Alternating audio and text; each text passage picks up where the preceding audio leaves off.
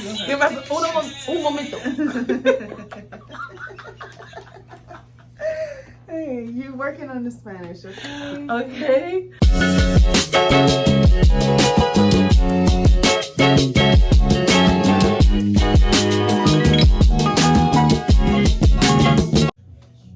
Okay, we ready.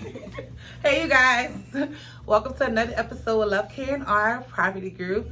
I'm Kim, of course. I'm the K in the Love K&R. And I'm Erin. And I'm Rachel Leah. I'm the R. So we're gonna just jump right in. Today we decided to talk about some of the things that are happening in the market right here in Houston, Texas.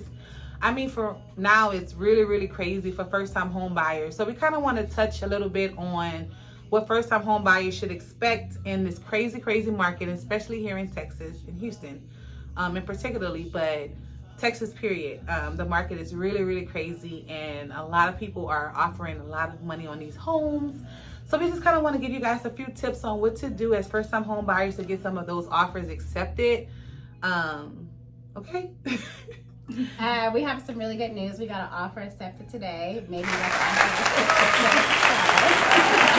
but we got to execute a contract today. Amen. So Gotta keep trying. All right, so one of the things that I say, you know, usually to the clients that we deal with in getting your offer accepted, and this is one of like an old technique that a lot of people used to use in a day, but it still works, and that is writing a letter. Something as simple as a letter kind of give the owner an emotional, I guess, tie to you, and they kind of feel what you're going through in the whole process of looking for homes and, you know, just trying to get your offers accepted. So yeah, writing a letter is not old-fashioned.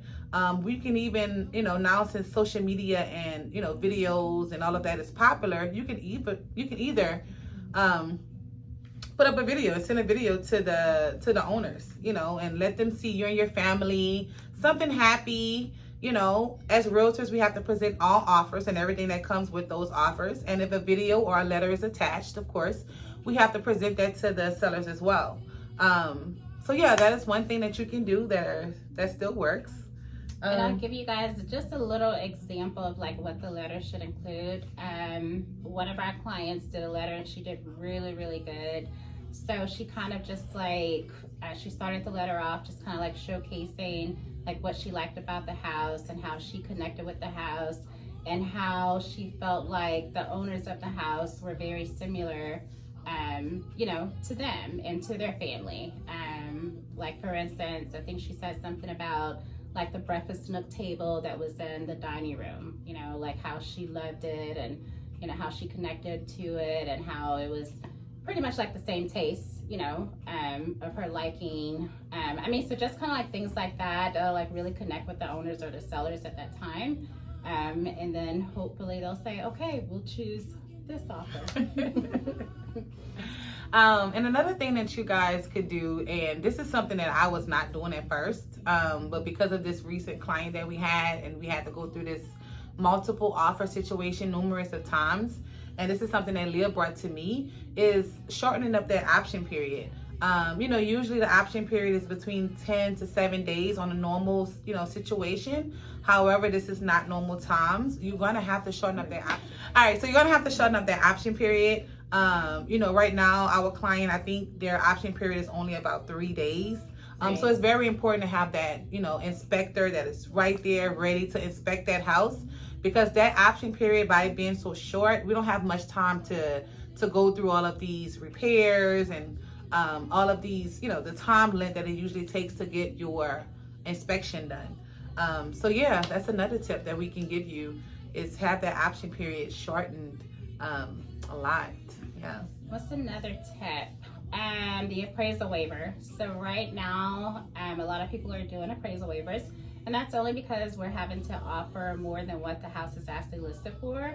So right now in Houston, Texas, April 15th, people are offering $20,000 more than what the asking price is. And right now that is the absolute norm. So an appraisal waiver, you know, pretty much states that if the house doesn't appraise for, let's just say it's listed for $400,000. If it doesn't appraise for $400,000, we are willing to pay, you know, 5 or 10 more. you have to remember that your lender will not be paying that for you. So that would have to be extra cash that you would have to have on hand to actually make that deal work. Exactly. So yeah, as you can see, it's really all about the money right now. And I don't just think that Texas market is experiencing this. I think this is something that's going on nationwide right now with all of the, real estate right now, and just everything that's happening right now with the pandemic and, just the shortage of houses that's out here right now. That's all just kind of driving the market up. And unfortunately, for first-time home buyers, it sucks. Not everybody have $20,000 just laying around to pay over asking for a house, or even over what the house has already appraised for. So, I mean, hopefully these tips, help you guys get your offers accepted. If not, show your realtor this video. Tell her butt or his butt to go ahead on and take some of these tips to get your offers accepted. Because it's a really, really rough market out here in Houston, and everywhere, for that matter. I mean, and we are the 3rd largest city of the United States. So if it has not hit you yet, it will be hitting you soon. Yeah. Be prepared. Be prepared. But I mean, with the interest rates rising as well, we also, think that, the market is going to shift sooner than later just because the interest rates are really high. But as of right now in Houston and Texas, it does not matter. Yeah. And when she said shift, I want you guys not to get confused. Right. Because every market is different, okay? Here in Houston, we don't see a huge drop in homes coming up because of everything else that's driving people here to Texas, other than just the pandemic, Give us un momento. Hey, you working on the Spanish, okay? Okay. All right. So yeah. Sorry, guys. That was a business call. We back.